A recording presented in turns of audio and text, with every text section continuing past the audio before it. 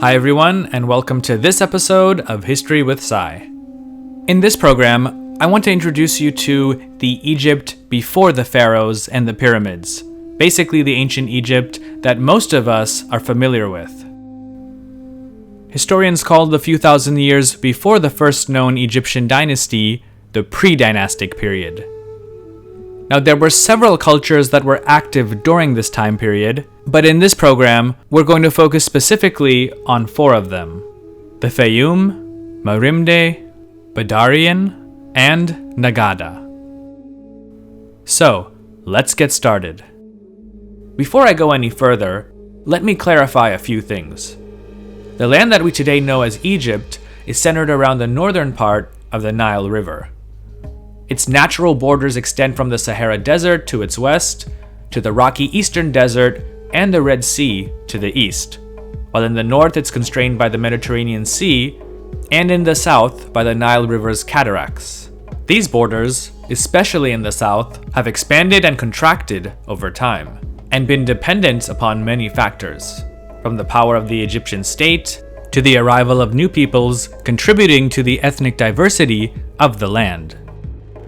For the most part, these natural borders have helped to somewhat isolate and protect Egypt from invasion, while its location at the nexus of Asia, Africa, and to some extent Europe, made it a crossroads for different peoples, cultures, ideas, and influences. Though we call it Egypt, a name that's derived from the ancient Greek word Egyptos, the natives of the land called it Kemet, sometimes also pronounced Kumat, meaning the Black Land. Most scholars believe that this is a reference to the black, fertile soils of the floodplains of the Nile River, which in Egyptian texts are contrasted to Deshret, the red land of the desert. However, because Egypt is the name that most people are familiar with, I'll be using that name from this point onward. Now granted, there were people living in what we call Egypt during the Stone Age, but we're not going to go back that far. Instead, we'll start approximately around the year 5000 BC, a time that many scholars call the Predynastic period of Egypt. Predynastic Egypt is the Egypt before the Pharaohs, pyramids, and before the country was united for the first time as a single political entity. It's in the Predynastic period that hunter-gatherers began to transform their mobile way of life into a more settled one. This doesn't mean that they lived in large cities, which were still millennia away, but in small farming communities, probably initially comprising of perhaps a dozen or so families. By around 5000 BC, such communities were springing up in many places, both along the banks of the Nile River as well as some distance away from it. One such community was a group of early farmers at a place called Faiyum. Faiyum is an oasis town about 100 kilometers southwest of modern Cairo, Egypt. Today, it's a nice place made up of small lakes enclosed by a small valley, which must have made it an attractive place to settle in an otherwise harsh desert environment. However, before all of this, there was believed to have been one main lake with small communities of hunter-gatherers living around its shores. In the 1920s, nearly 300 ancient jars and storage bins dating to approximately 4500 BC were discovered in Faiyum, perhaps marking the arrival of the agricultural revolution in Egypt.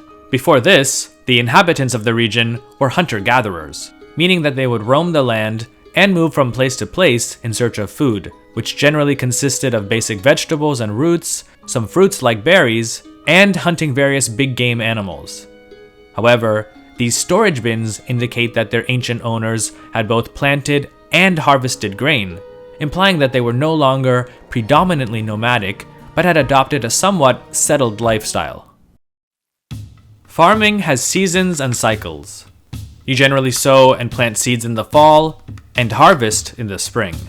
If you're lucky and the harvest is good, you'll likely end up with a surplus, and be able to save some of the grain for a later date. And so, these early farmers of Faiyum created these grain storage bins for that very purpose. It's been determined that most of these held wheat, barley, cereals, various types of seeds, emmer, and other crops. The bins, on average, were about 4 feet wide by 2 feet deep. Farming is dependent upon a stable supply of water. While the Faiyum settlement wasn't on the banks of the Nile, it did benefit from the annual flooding of the river. Basically, the floodwaters from the Nile would push their way through a narrow breach in the western cliffs of the Faiyum Valley and flow onto the low-lying plain that is the Faiyum Depression. The waters of the lake would then rise, and the shores around it would fill up with the fertile silt that was so vital for successful farming. However, the floodwaters of the Nile weren't always a guarantee. If during the season the heavy rains further upstream in the highlands of Ethiopia failed to come, then this could bring disaster, as the amount of fertile farmland for planting would be greatly diminished. Despite their innovative grain bins, the inhabitants of the settlements around Faiyum Lake during the 5th millennium BC were simple people. To date, there's been no evidence of any type of rudimentary housing or graves, although these could have been washed away during the thousands of years that the Faiyum Valley was subject to annual flooding. Most believe that these people probably lived next to their grain bins along the banks of the lake or any nearby streams. It's also possible that they left or migrated to other areas during the year when they didn't need to be there for planting or harvesting. We also know that in addition to farming, they supplemented their diets with meat from hunting. Near the grain bins, archaeologists have found several cooking pots with traces of charcoaled fish, especially catfish, and animal bones that they've dated to around 4,300 BC. Some of these animals include cattle, goat, sheep, boar, geese, crocodiles, and turtles. A question often asked by many archaeologists is, did the people of Faiyum develop these farming and storage techniques on their own, or did they learn them from others? It's hard to say for sure, but there seems to be a lot of evidence indicating that there was communication with and a transfer of knowledge to this region from the Levant. Egyptologist and author John Romer states, "At the time that the first Faiyum farmers were sowing their crops, other farmers to the north and east had been employing the same techniques of cultivation for at least 5,000 years. Nor were the Faiyum farmers' crops nor their domesticated animals indigenous to Egypt, or indeed to any part of Africa. Not their cattle, not their sheep or goats, not their emmer, wheat, or barley seed. Even the design of their flinted sickles had been imported. Their grain bins, too, with their muddy linings and their domestic baskets, were of a type that had long been made in the Levant. And though the reeds and rushes used to make their grain baskets are native to the marshes of the Nile, some of the abrasive fibers which were used to bind them together had been cut from palm trees, and these too appear to have been imported into Egypt from southern Mesopotamia.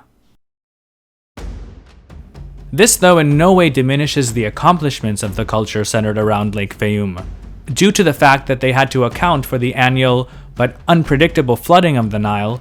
Farming was probably much more difficult for them than it was in other parts of the world.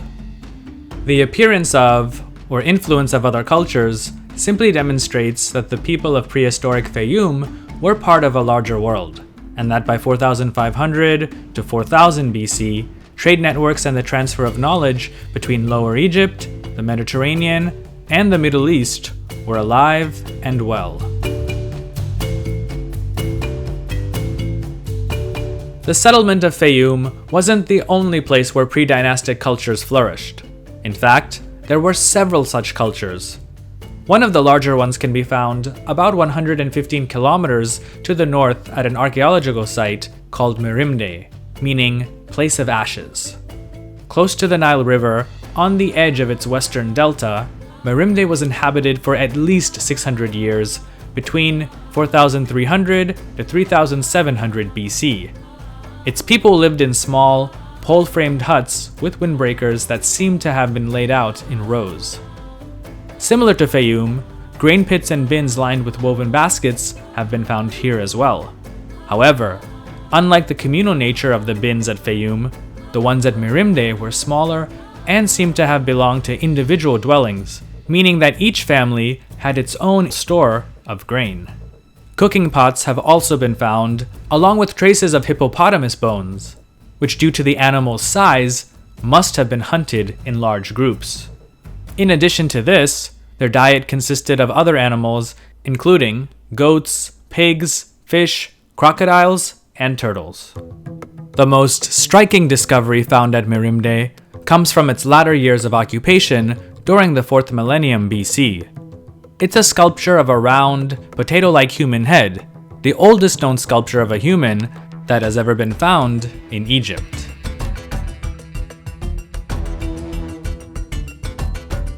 Next, we come to the Badarian culture from along the Nile in what's today Central Egypt. First discovered at the site of El Badari, this culture seems to have been pretty spread out, and the people belonging to it quite mobile. They cultivated wheat, barley, and collected fruits and herbs. They're best known for their very human-like sculptures and figurines. Though primitive, you can already start to see a certain style that would eventually find its way into Egyptian sculpture several centuries later. As far as we can tell, they were a relatively peaceful people, at least from what archaeologists have discovered at various Badarian burial sites, where there are few remains that indicate they died due to violence. Unlike many other early cultures in different parts of the world, the men at Badarian sites were buried without any weapons, indicating that they didn't come from a warrior society. The people of the Badarian culture also seem to be the first that both archaeologists and anthropologists can confirm with relative certainty to have resembled the Egyptians of the later dynastic periods. Egyptologist John Romer writes, "The men were generally clean-shaven and wore their hair quite long. Some of the women had fringes and plaits fixed up with combs of bone or ivory. The color of their hair varied from light brown to black, its texture from straight to curvy, which is the same mixture found in earlier and later populations of the Nile Valley. As anthropological analysis served to underline, the Badarians were of the same racial mix as the ancient Egyptians who would follow them." And now, we come to the most famous or well-known of the predynastic cultures of Egypt, the Naqada, also pronounced Naqada. Named after a town 140 miles south of El Badari, the culture that emanated from this area nearly 6,000 years ago helped to lay the foundation of what would become the Old Kingdom of Egypt. The Naqada culture occupied a relatively vast geographic region, of which the three most prominent sites were Naqada, Abydos, and Hierakonpolis. As far as we know, the majority of residents at these and other Naqada sites lived in oval, windowless huts. More than simply a dwelling, these simple structures protected their inhabitants against the scorching desert heat and was where many daily activities were carried out. All sorts of objects have been found inside these dwellings, including cooking pots, vases, flint knives, mace heads, and various figurines made of clay or ivory. Between the years 3500 to 3000 BC, the Naqada culture spread from the Nile Delta in the north to the borders of what would later be known as Nubia. By this time, the early Egyptians had long given up their nomadic ways, with most living in relatively large villages and tending to farms. Trade contacts were further strengthened with peoples as far away as Iran and Central Asia, and perhaps indirectly, India. Naqada sculpture and pottery from this time period shows a style and sophistication that was both unique to Egypt, but also clearly influenced from abroad. Though modest in comparison with what was to come, Egypt's first temples start to appear around this time, many of which were built with plastered walls that were painted.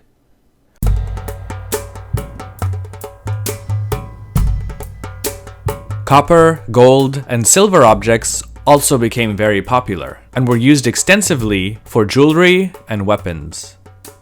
Many of these luxury objects have been found in select graves, which indicates that Naqada society was hierarchical and contained an elite ruling class.